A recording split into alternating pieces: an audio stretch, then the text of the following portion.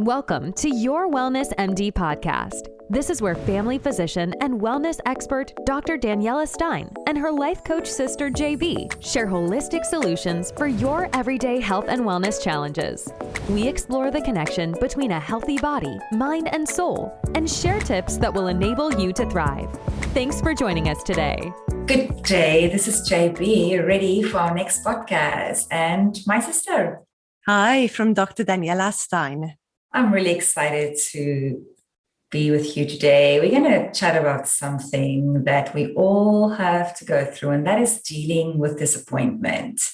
We can't escape it. It's part of life. And not only do we need to deal with disappointment, we also have to support others through it, be it our children, spouses, friends, colleagues. Disappointment is part of life, and we all deal with it differently, that it will happen to us. As a family physician, I quite often see patients who go through significant disappointment. And, working now through this COVID pandemic on the front lines, I've journeyed with so many patients through their hardships. And I've seen so many different challenges patients face inside the hospital, battling with illness, not being allowed any visitors. And these types of illness battles I've gotten used to over my career. But now suddenly I saw how my patients had to fight disappointments outside. Birthday parties got canceled, graduation ceremonies, weddings got canceled. And today I want to be sure that we don't minimize anyone's disappointment. Yeah, there are people in Afghanistan who are really disappointed about things, but then I might just have my birthday party canceled. And that's really disappointing to me. That doesn't mean that my disappointment is invalid. And that is big to me in my world. So we want to be really open and patient in terms of giving everyone the space to feel their own disappointment and deal with it in their own way. But you know what? I often feel people don't give that space to themselves. So I would often ask my patients, how are you dealing with a significant disappointment? Say, for example, I have a patient that has a significant illness that I diagnosed this patient with. And it honestly feels to me, since this pandemic started, that patients would be so quick to say, oh, no, but it's not so bad. Other people have it worse. Or maybe I'm just becoming more aware of it, how my patients do deal with disappointment. But I honestly feel as if since this pandemic, my patients have been reluctant to acknowledge the severity of what they're going through, quickly pointing, to people that has it worse. Same happened to us at my hospital within our physician group. We've been working so hard through COVID, but we would be quick to say, oh, but at least it's not as bad as our hospital. Initially with this pandemic, things were quite bad in Italy. Then we would say, oh, things are bad. Yeah, we don't have enough PPE, but at least it's not as bad as in Italy. Then New York went through that period last year where things were very bad there. And we'd say, oh, it's bad, but at least it's not as bad. And then at a certain point, my hospital is outside of Toronto. And we have our neighbor hospitals in inner city Toronto had worse COVID cases. So it's kind of cohesively as a hospital, we never sat down and said, this is very hard, what we're going through. We always just say, oh, but the people next door has it harder. And they do have it harder. They definitely had it much harder than we had. And not just collectively as physicians. Say, for example, I can think about a patient who I had, and I blocked my afternoon off because she had recurrent cancer, which I diagnosed, which was quite a big shock. We felt she was cancer-free. I went to her hospital room, sat down with her to understand how she's dealing with it and how we can talk through it. And she would say, oh, no, other people has it worse.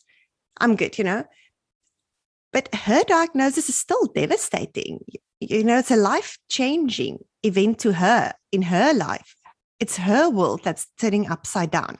Or specifically during COVID, some of my patients are taking the longest time to recover, really impairing their quality of life. And they would often say, oh, but I shouldn't complain. Other people died or other people are still in ICU. At least I'm out of ICU. And it's true. There'll always be people of worse than us, but your disappointment is still a big deal. Saying that other people has it worse doesn't really make it better for us. And life is full of disappointments, as you said. There's big ones, little ones.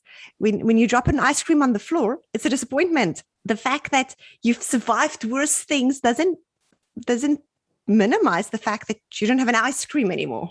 I developed a way of dealing with disappointment. I think, and that's through a lot of reading as well, I think there are 3 critical phases to dealing with disappointment. But before we get into those 3 critical phases, I know that you've had a big disappointment recently, and, we're talking about matters of life and death. We're talking about people with life-threatening disease, but many people in the world, I maybe say most people in the world, have things that are not life-threatening that happen to them. And I do want us to discuss it.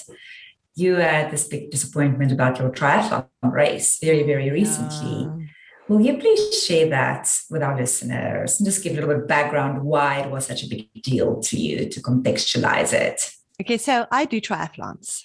I love doing triathlons. So a triathlon is where you swim, and then after you swim, you bike, and then directly after the bike, you run, and it's all in one race. So I've been doing track and field since I was 6 years old, Jeanette, and I remember you always loved running, and you really inspired me.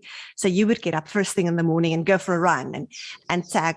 We're 4 siblings, and Jeanette would tag all of us along, and then we really loved running. Cycling was a big part of how we got around. We would cycle to school and back, cycle to all our extracurricular activities, and swimming. We loved swimming. My dad is a phenomenal swimmer, and he's actually built our own pool so that it's a very long pool where you can do proper swim laps. So and Janette, you're a big swimmer. So that's really something that I feel when I do triathlon. It kind of reminds me of my childhood, things that I can do to just run free. I really enjoy it. So of course, I gave everything I had. I first had to have a sit down with my husband. So I'm a doctor. I work full-time at a hospital. It means that I work long days. I work evenings. I often work through the night. We have 3 little children. I'm president and chair on the board of directors of the Oakville Senior Citizens Residence, and I serve on my hospital council. That year, I even coached my daughter's soccer team. So my schedule was pretty full, even before major triathlon. So I had to sit down with my husband and ask him what does he think, because my triathlon training would be predominantly hard on him, harder than on me. And my incredible, wonderful husband, who also owned his own business at the time. He works full time, and his plate was already full with our 3 kids, and they're all participating in all different sports and activities.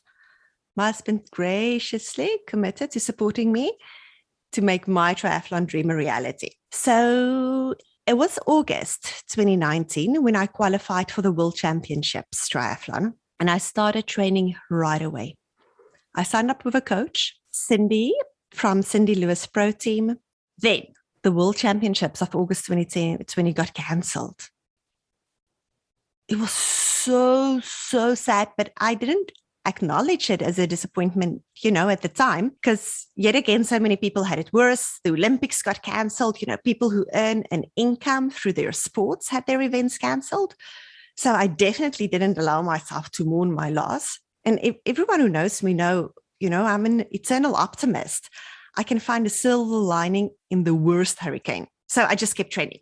I was super excited to hear that the World Championships that was cancelled for 2020 will be hosted in Canada in 2021, this year, in Edmonton. It was fantastic news. So I continued training for the next year. I trained even harder, full enthusiasm. I trained through the following winter. Then our 2021, the race in Edmonton got cancelled. They had a small race for some of the elite athletes who returned from the Tokyo Olympics race, but not for the age group athletes. That's me. I'm in an older age group category. So then the best ever silver lining. Ironman got permission to host the Muskoka Ironman Triathlon this last weekend of August in 2021. So this was the only Ironman race that took place in Canada this year. And I know you guys in the States have Ironman races all the time, but yeah, our Canadian border has been closed the past 18 months. So we didn't have a way of participating races in the States. That was not an option for us. Our Penticton Ironman race was cancelled. So I worked very, very hard for this race. I was so ready for this race. And I would, at night when my family's sitting around the campfire late at night, I would go to bed early, get early up in the morning, train. I was all in. Then the disappointment. A couple of days before the race, and the week before the race, I got sick, very sick. And, initially I was in a bit of denial. I thought, maybe my nose is just stuffy from allergies, or maybe I ate some dairy, which I usually don't. Perhaps I felt hot from being in the sun all day at the lake because we were kayaking and paddleboarding. I didn't even have a thermometer there, so I couldn't measure my temperature. I was hoping maybe the hotness is sunstroke and the freezing maybe from the AC. I really prayed that this fever, congestion, body aches, would just go away. And then Saturday morning, the day before the race, when I woke up, I was so tired. I would get out of breath from just walking. Sure. And this is the day before my big race. So the 70.3 Ironman, for our listeners, if they maybe don't know, it would be a 2-kilometer swim. That's 1.2 miles of swimming, 56-mile run and bike. So that's 90 kilometers of cycling and 13 miles of running, 21 kilometers of running. And here I'm getting out of breath on walking. So I still suppress this fact, adamant that I will still compete. I work too hard, I'm going to compete. And I felt, even if I'm not in as good shape, I was determined to show up and give it my best, which is ignorant and unwise, but that's what my plan was. I really wanted to race. However, as a doctor, I knew that I had to test for COVID so that I didn't expose, all my competitors, because these symptoms could very likely have been COVID. And then I couldn't book a COVID test in that small little town where I was racing. And it was the day before. And the first appointment for a COVID test I could get was Monday. But it's just so, so, so disappointing to have to withdraw from that race. Yeah, no, it's clear listening to you how excited you were to doing this triathlon, that you could represent your country. Well, try ultimately Ironman, we could represent your country and maybe win it. How did you deal with that disappointment? Well, I didn't really deal with it. Usually my go-to to deal with disappointment is to run, but I was too sick to run. So I couldn't run. And then my dearest parents-in-law actually came to watch me race. So they were here. So I had family, staying over at my house. I was entertaining, cooking, cleaning. And then I started right away, work, kids, there was always things to do. So I think telling you now, talking through this and sharing this with our listeners, is really giving me, it's actually helping me to process it, because it's the first time that I'm really walking through everything that happened in this past 2 years. It's helping me process it so that I can move forward. I'm going to share with you the 3 steps that I believe are critical to deal with disappointment effectively. Now, there are a lot of smaller components, things that you can do within each of these steps, but it's important to have all 3 as part of the process. And the first one is mourning, grieving. It doesn't matter whether disappointment is big or small, there's a place for mourning and being sad about it and feeling that loss. It depends on the size of the disappointment, of course. All disappointments are not going to be weeks. Some might be an hour, some might be a day, some might be 5 minutes. But I believe it's a really important part of the process of dealing with disappointment effectively, to feel that loss, to grieve it, to mourn. And for that, you have to acknowledge it, right? Because that's what we were saying in the beginning, to say, but it's not that bad. You kind of first have to say, but it is bad. This is bad to me. Yeah, and you don't have to say that to everyone. You don't have to tell everyone when they ask you how your day is. No, it's actually bad because I'm mourning this disappointment. I'm not a proponent of focusing on your negative emotions all the time. But there is a critical need to acknowledge it to yourself. And there are different vehicles to leverage And that can be journaling, speaking with somebody, whether it's a friend or a therapist or with your listeners. Speaking with somebody can be an important part of it, and I'll make it practical. Last year, my husband and I went through a miscarriage, and our hearts were broken about losing what we believe to be the fourth member of our little family. And I've learned the importance of all three of these steps. And it's really important not to skip a step, especially the first step of mourning. It's really critical for your physical, emotional, and spiritual health to work, to allow time to mourn it. And they are literally physical. You will know that as a doctor, the downsides of not dealing with disappointment and different traumatic events, whether they're big or small. For example, once we had the news, we went to a coffee shop. I had a big cappuccino after not drinking any coffee for a long time. And we also went to a department store. I had to get something for my son. And then I bought this beautiful Protea canvas to put in my house to remind me of the little girl. The Protea looked a little bit like an embryo, to me. So I pasted a picture of the sonar of the baby, and I wrote her a poem in the back, and that's still up in my house. And then I cried. I spent a day in bed. Now, I also had to, because the D&C only came a few days later. So I had really, intense labor pains, all of that. The point is, to just maybe explain to our listeners who maybe doesn't know what a D&C is. A D&C is when, if you do have a miscarriage, where you have to go into the OR, and then your gynae would clean your uterus after, so that there's no products of conception left after a miscarriage. Yeah, and strangely enough, no one ever told me that could be sore, not even my doctor.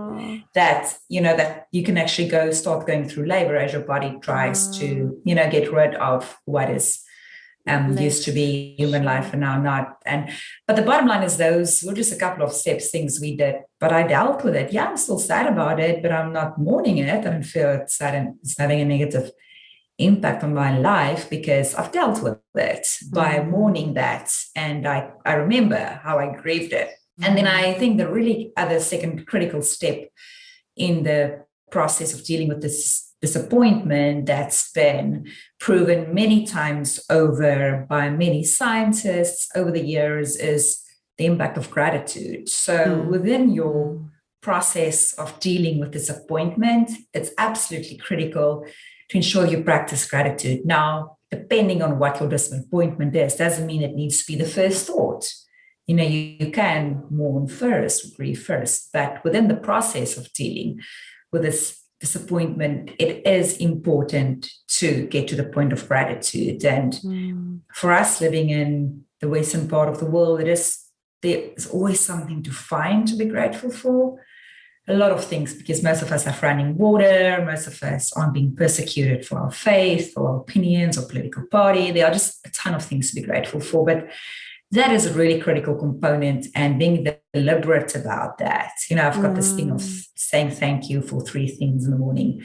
When I wake up, I already have a son. So in this example that I was just sharing about our miscarriage, I had a lot to focus on and say thank you for every day. And then there's a third critical component, which can be really hard depending on what your disappointment is, but I believe is critical to you dealing with it, is having a goal, something else to look forward to put your energy against, that gives you hope.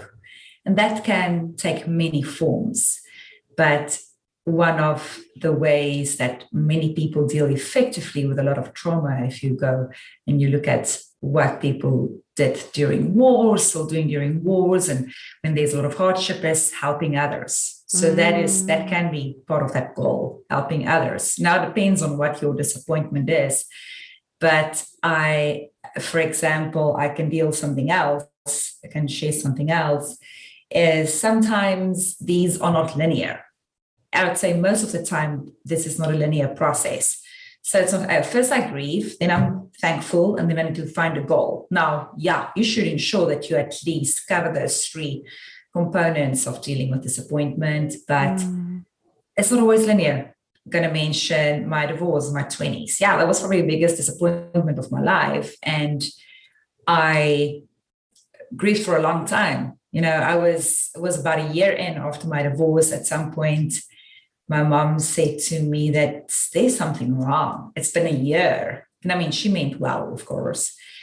It's been a year. I should not still be this sad about it. And my aunt that I was living, I just moved from Bloemfontein, small city, to Johannesburg. At the time, was living with my aunt and her husband, and they both been divorced. My aunt was like, "You're still going to be sad for years." That gave me that little bit of assurance. There's not something wrong with me. But the point is, that grieving process took a really long time. But I definitely had that goal and hope. For me, I was busy with my MBA. And when I would have easily stayed in bed for 2 or 3 weeks. I couldn't, because I was just smack bang in the middle of it. I wanted to complete it to create a better life for myself. And I had to get up. I had to study. I didn't have a lot of time to sit around and becoming air hostess to do something totally outside of the plan I had for my life. And the reason I'm mentioning this example is that goal I had.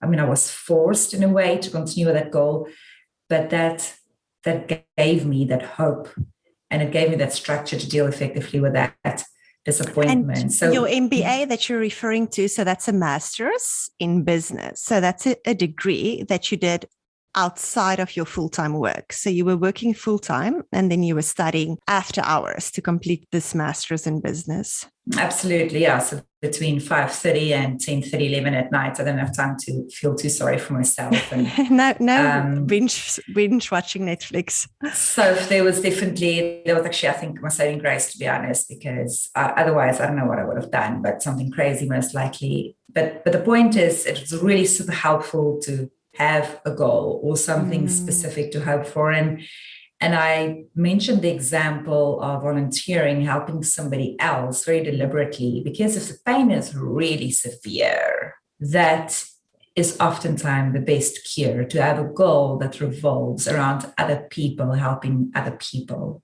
If you don't have children, there are many other opportunities to help other people. But I really wanted to share these 3 steps. And once again, it's not linear, but it's critical to acknowledge. And also for you going through that now, it's critical to acknowledge that you need to just feel it, the pain in the morning and the loss of it. Yes. And your disappointment and your loss is different compared to somebody else who maybe lost a car or lost a job. It's different for everyone, but feeling that before you're jumping in, trying to just create a new path for yourself, it's really important. But then as a really critical tool, practicing that gratitude along the way, it's been proven over and over again, really yields fantastic results. And looking for something that gives you hope, some other goal, way to help others, really help through disappointment. And I actually do have a gratitude journal. And I know I teach my patients, about making your gratitude list, having your gratitude journal. But that is something I neglected to do over the 3-week summer holidays that we were away. And, with guests in our house now, I haven't touched my journal. So I'll start there. And then next goal. So I should maybe set my eyes on another race to train for. Yeah, and whether it's spending time with the family or having this additional time with the family, or just the beauty of being alive and not dying during this time. I know of young people who died because of just sudden complications, which is a hard thing to say because you don't want to think about worst case scenario, but having that time with family and this past 3 weeks. But yeah, so that's my recommendation, and a tried and proven method. Doesn't make disappointment go away, but it's a way to deal with it and to teach our kids and those we love to also deal with it, because it comes. That's part of life. That's a big thing, to have that wisdom, how to teach your kids to deal with disappointment. Hey? And I know that's one of the things, early parenting things I learned is when we were kids, if you fall, people would just say, oh, it wasn't that bad, and brush it off. And then I learned as a parent through all the parenting books that I read that you shouldn't tell that to your child that, oh, it's not that bad, because then your child would think, oh, but I think my knee does hurt, but mom says it's not that bad. To rather for a couple of minutes sit with your child and and allow them to experience that hurt or disappointment rather than to brush it off that, it's not that bad. So depending on the size of it, exactly. I mean, you want to find the balance. We don't have to create a big issue out of everything, but when there is something to mourn or grieve about. To allow them, to experience that disappointment. Well, this is so I really enjoyed our conversation about dealing with disappointment, because that's just part of life. But ensuring that we allow ourselves a space to grieve, and then being deliberate about finding things to be thankful for, grateful for, and finding a goal that gives us hope is the way that's worked for me. Thanks, JB. Thanks. I really enjoyed this. Thanks for giving me the opportunity to share. Thank you to our listeners. If you enjoyed this podcast, please, or if you know about a friend who might enjoy it, please forward it. Please like and subscribe, leave your reviews. And we always love to hear from you. If you have any recommendations for new podcasts, what you want to hear about, what you want to learn about, send us a message. We really make effort to respond to all our listeners. Thank you, Dr. D. See you all later. Bye. Take care. Thanks for spending your time with your Wellness MD Doc Daniela and JB today. For more episodes, subscribe to our podcast. We would love to connect with you at info@wellnessmdhealth.com. And remember, you were created to thrive. The content of this podcast is not intended to be a substitute for professional medical advice, diagnosis, or treatment. Always seek the advice of your physician or other qualified health provider with any questions you may have regarding a medical condition. Never disregard professional medical advice or delay in seeking it because of something you have heard on this podcast.